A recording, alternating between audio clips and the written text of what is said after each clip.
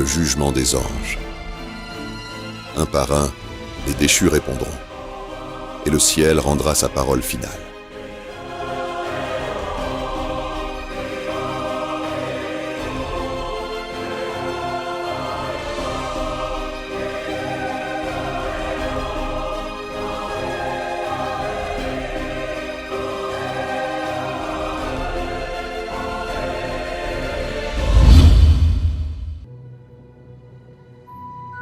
À l'aube de l'histoire de l'humanité, un être angélique s'est rebellé contre son Créateur.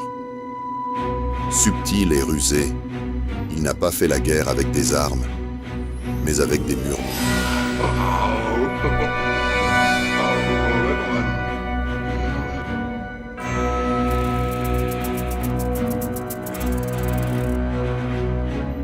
Avec le talent d'un sculpteur, il a gravé des idoles dans le cœur des porteurs de l'image de Dieu.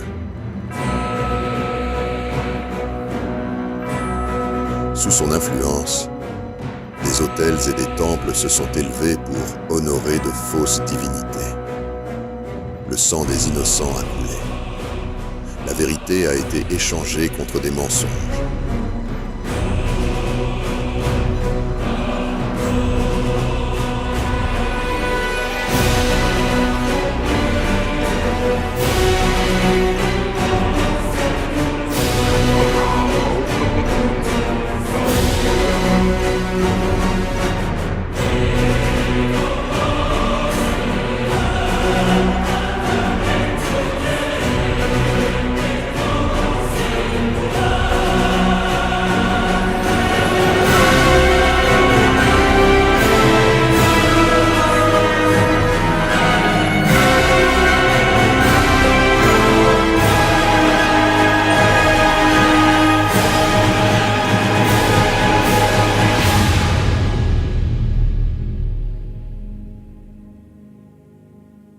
Ordre dans la cour céleste. Levez-vous tous pour le roi des rois et le seigneur des seigneurs.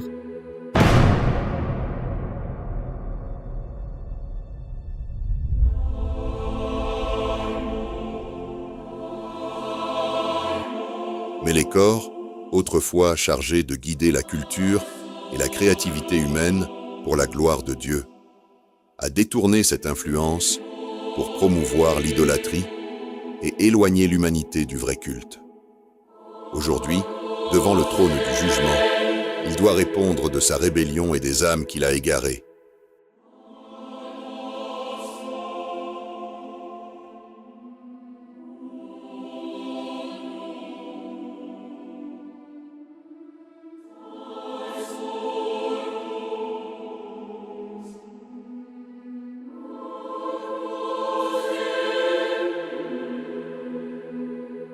Mélékor, ancien ange guide de la culture et de la créativité humaine.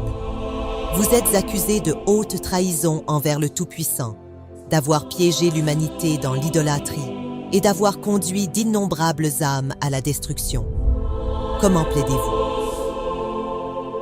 Je plaide non coupable. Je leur ai donné ce que leur cœur désirait. S'ils ont choisi de faux dieux plutôt que le vrai, leur sang est sur leurs propres mains. Que le procès-verbal montre le manque de remords de l'accusé.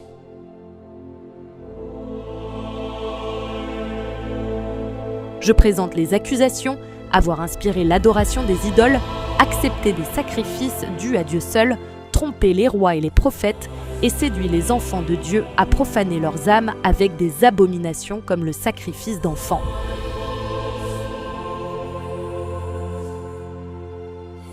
Ils étaient faibles. Je n'ai fait qu'ouvrir la porte à ce qu'ils voulaient de toute façon. Est-ce ma faute si le Tout-Puissant est resté silencieux, distant, invisible? Je leur ai donné des dieux qu'ils pouvaient voir, toucher, contrôler. Leur adoration était leur choix. Tu oses blâmer les créatures pécheresses sur lesquelles tu as fait tes proies? Appelez les témoins. L'accusation appelle le prophète Élie à la barre des témoins. Moi, Élie, je me tenais seul face aux 450 prophètes de Baal sur le mont Carmel. J'ai défié ces adorateurs d'idoles de prouver le pouvoir de leur soi-disant Dieu. Ils ont crié et dansé en vain toute la journée. Puis j'ai prié l'Éternel sur son autel inondé d'eau. Aussitôt le feu de Dieu a consumé le sacrifice, l'autel et l'eau. Le peuple est tombé face contre terre en criant « C'est l'Éternel qui est Dieu ». J'ai ensuite fait saisir et exécuter les prophètes de Baal, car il n'y a qu'un seul vrai Dieu vivant, l'Éternel. L'accusation appelle Mzerai à la barre des témoins. J'ai servi dans les cours de Cush, drapé de gloire mais vide à l'intérieur. Quand je suis venu à Jérusalem, je suis venu chercher des réponses. Je suis reparti avec un nom, Jésus. Et ce nom a allumé un feu dans mes os. Je suis rentré chez moi brûlant de vérité, mais les autels de mon pays brûlaient d'autres choses. Mais les corps n'avaient pas quitté Cush. Ces prêtres portèrent de l'or et parlaient avec des langues d'argent. Ils m'ont accueilli, puis m'ont accusé. Ils ont dit que j'avais trahi les dieux de mes ancêtres.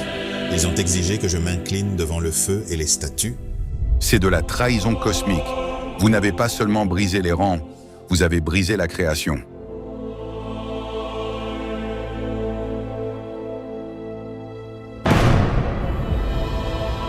L'accusation appelle Teresa à la barre des témoins. Je ne l'ai jamais vu dans les flammes ou les ombres, mais je l'ai vu dans la lueur néon de mes fausses promesses, dans des temples faits non de pierre, mais d'écran, dans la poursuite de soi plutôt que du sacrifice. J'ai marché dans des villes où ils portent le masque du progrès, du plaisir, du contrôle. Ils chuchotent que Dieu est dépassé, que la vérité est relative, que l'accomplissement se trouve dans la prochaine chose, la prochaine sensation forte, la prochaine vérité fabriquée par soi-même. Le tribunal a rendu sa décision finale. Mélékor, tu as transformé mes bons dons en armes contre ceux que j'aime. Tu as créé des abominations, trompé les faibles et te réjouis de leur damnation. Tu m'as rejeté et tu t'es exalté comme une idole. Je suis le seul chemin, la seule vérité et la seule vie. Tous les autres chemins mènent à la mort. Tu as scellé ton destin. Je te déclare coupable de rébellion, d'idolâtrie et de meurtre d'âme. Je t'arrache ta couronne et te jette dans les ténèbres extérieures, où il y aura des pleurs et des grincements de dents pour toute l'éternité. Ce n'est pas un mythe. Ce n'est pas une légende. C'est un aperçu de l'éternité, où la rébellion n'a aucun refuge et où le poids de la gloire ne peut être moqué. Un jugement rendu, d'innombrables autres à venir. Le tribunal reste en session.